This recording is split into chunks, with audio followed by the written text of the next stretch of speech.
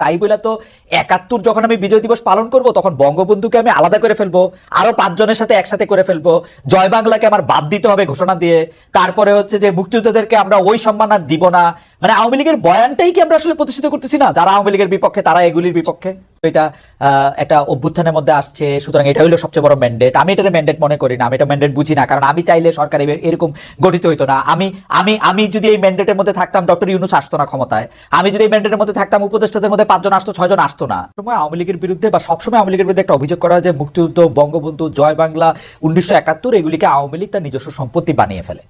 কিন্তু আমার প্রশ্ন যে এই সম্পত্তি বানানোর জন্য আওয়ামী লীগের বিরোধী যারা পক্ষ আছে, যেমন ধরেন এখন আসলে আওয়ামী লীগের সরাসরি বিপক্ষের লোকেরাও নাই, মানে আপনি যেরকম বিএনপি, জামাত, তারাও নাই। এখন এটা মোটামুটি অন্তর্বর্তীকালীন সরকার আছে, তারাও কিন্তু আওয়ামী লীগের হাতেই সেই বয়ানগুলি তুলে দেয় কিনা যে আওয়ামী লীগ ছাড়া বাংলাদেশে জয় বাংলা হবে না, মুক্তিযুদ্ধদের যথেষ্ট সম্মান দেওয়া হবে না, ১৯৭১ সেভাবে স্মরণ করা হবে না, ৭১ সঙ্গে আরো ৫টা জিনিস একসাথে মেলানো হবে, বঙ্গবন্ধুর কোনো অস্তিত্ব থাকবে না, ৭ই মার্চের কোনো চর্চা থাকবে না, কোনো ভাষণ থাকবে না।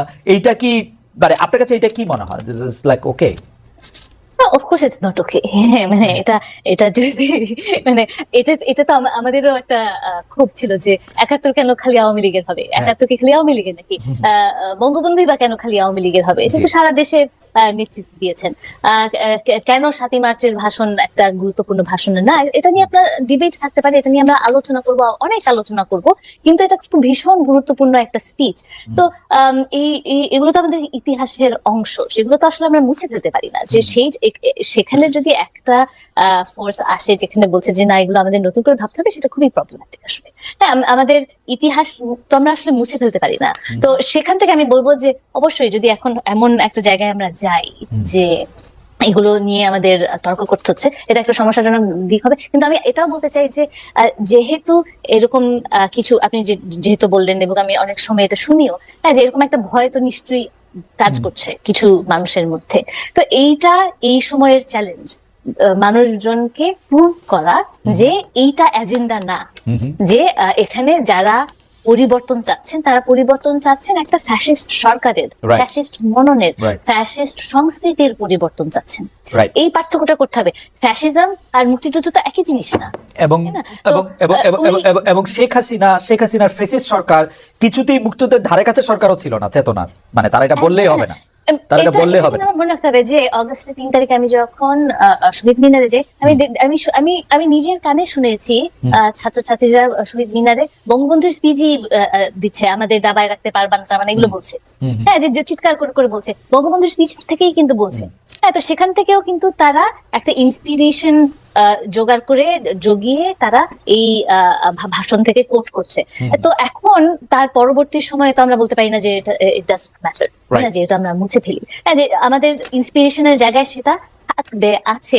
এখন এটাকে আসলে পলিটিসাইজ করাটা আমাদের জন্য খুবই প্রবলেম্যাটিক একটা জিনিস আমি মনে করি। যে আমাদের ৫৩ বছর হয়ে গেছে, এখনো আমরা ৭১ নিয়ে আমাদেরকে কেন চিন্তা করতে হবে? ৭১ যে মুছে ফেলতে হবে, মুছে ফেলার প্রশ্নই উঠে না। এটা আমাদের মানে আমাদের নিজেদের, মানে ব্যক্তিগতভাবে আমাদের জন্ম যেভাবে আমরা মুছে ফেলতে পারি না, দেশের জন্ম আমরা মুছে ফেলতে পারি না। এই দেশটা আছে, এই দেশটা আমাদের, এই দেশটা সকলের। এবং আমার মনে হয় যে যারা মানে আমার কাছে ভাবতে খুব অবাক লাগে যে এরকম কেউ থাকতে পারে যে আসলে মুছে ফেলতে চায়, এবং তারা যদি ওই দিকে যায় তাহলে সেটা অবশ্যই সমস্যাজনক। কিন্তু আমার ধারণা যে যারা অন্য ধরনের মত পোষণ করেন, তারা আসলে হয়তো চায় যে বাংলাদেশের অন্য একটা রূপ থাকুক। হ্যাঁ, বাংলাদেশ মুছে যাক সেটা নিশ্চয়ই চায় না। তো সেটাও আবার আলোচনার জায়গা, সেটাও আবার বিনিময়ের জায়গা। ডক্টর মুর্শিদ, আপনার বক্তব্য পর্যায়ে পরিষ্কার। তাই বলে তো ৭১ যখন আমি বিজয় দিবস পালন করব তখন বঙ্গবন্ধুকে আমি আলাদা করে ফেলবো, আরো ৫ জনের সাথে একসাথে করে ফেলবো, জয় বাংলাকে আমার বাদ দিতে হবে ঘোষণা দিয়ে, তারপরে হচ্ছে যে মুক্তিযোদ্ধাদেরকে আমরা ওই সম্মান আর দিব না। মানে আওয়ামী লীগের বয়ানটাই কি আমরা আসলে প্রতিষ্ঠিত করতেছি না? যারা আওয়ামী লীগের বিপক্ষে তারা এগুলির বিপক্ষে। আমি একটা জিনিস যোগ করতে চাই। জি ডক্টর মুর্শিদ, জি আপনি শেষ করতে পারেন। বলি, আমি যেটা বলতে চাচ্ছিলাম যে এই যে আপনি যে প্রশ্নগুলো তুললেন যে এই যে জয় বাংলা বাদ দেওয়া বা ৭ই মার্চ, এগুলো নিয়ে যে এখন সরকারি জায়গা থেকে যে প্রশ্ন উঠেছে, সেটাও কিন্তু আসলে একটু সমস্যাজনক। কারণ আমরা তো যেমন এই অন্তর্বর্তী সরকারের কাছে থেকে আমাদের আশা আকাঙ্ক্ষা গুলো কি, আমরা ছিল যে কিছু ধরনের সংস্কার হবে, আমাদেরকে ইলেকশনের পথে নিয়ে যাবে। এইসব কথা তোলা বা বাতিল করা বা বাতিল না করা বা এগুলো কোর্টে আনা না আনা, এগুলো কিন্তু একটু পলিটিক্যাল মনে হয়। তখন মনে হয় কি যে রাইট, অ্যাবসলিউটলি খামাখা উস্কে দিচ্ছেন কেন? অ্যাবসলিউটলি ডক্টর মুর্শিদ, আমি আপনার সাথে শতভাগ একমত। সরি, আপনি শেষ করেন, মানে আপনার সাথে একমত হয়ে গেছি। আমি এটাই না না না, ওটা যে এখন একটা উস্কে দিয়ে মানুষ এটা নিয়ে কথা বলছে, এগুলো নিয়ে ডিস্ট্রাক্টেড হয়ে যাচ্ছে।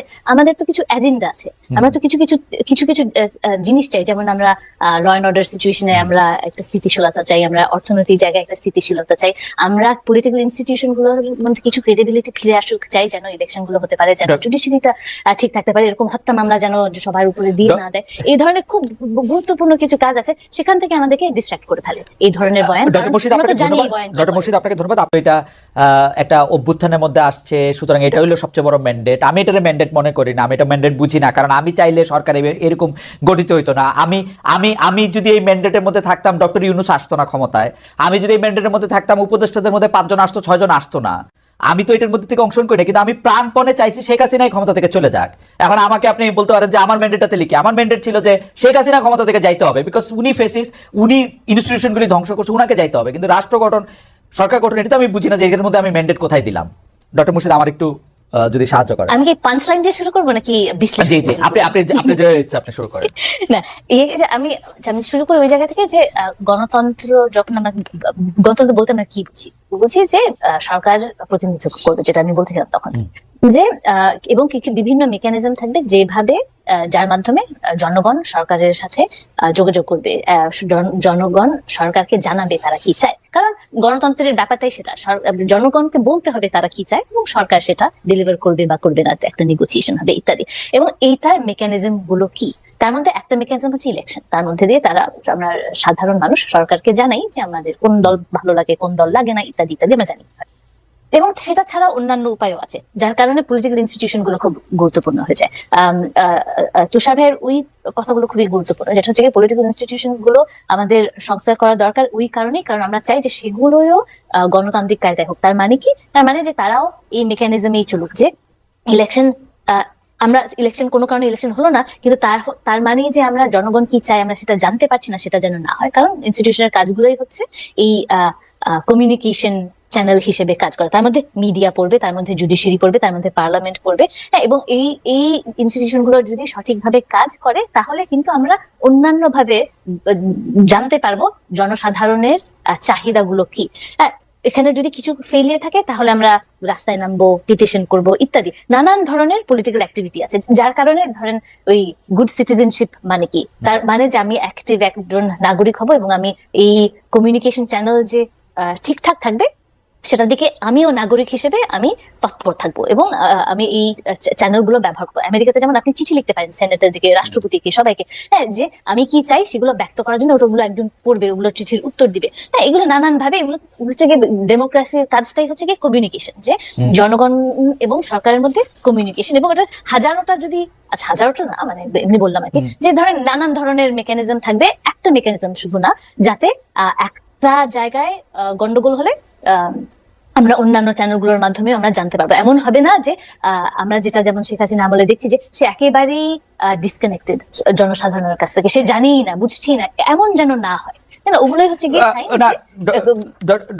ডক্টর মুর্শিদ, আমার মনে হয় যে জনাব সারোয়ার তুষারের কথা এবং আপনার কথা আমি কিছু বুঝতে পারছি, কিন্তু ঘটনা হচ্ছে যে আমি আপনার কথাটা আসি এখন, যে এখন এই যে এখন হচ্ছে কি ম্যান্ডেটের প্রশ্ন।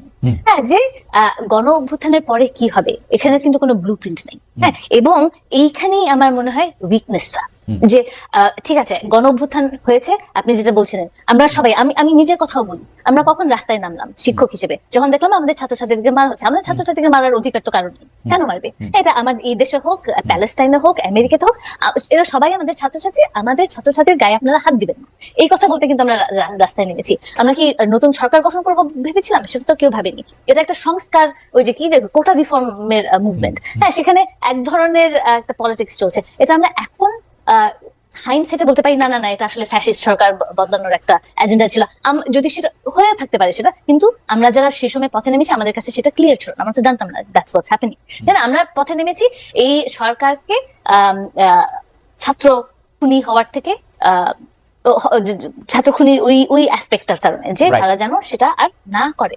তো এখন যেভাবে ঠিক আছে সেই সময় দিয়ে তো জনাব সারোয়ার তুষার যে জনাব নাহিদ ইসলামের এক বক্তব্যের কথা বলছেন, যেখানে ফেসিবাদকে বা ফেসিবাদের শক্তিকে রহিত করার কথা ছিল অনেক পরে অগস্ট 3 একেবারে শেষে এই যে উনি বলছেন যে এইটাই ম্যান্ডেট, উনি বলছেন যে এইটাই ম্যান্ডেট। আপনিও এটাই কি ম্যান্ডেট দেখতেছেন কিনা?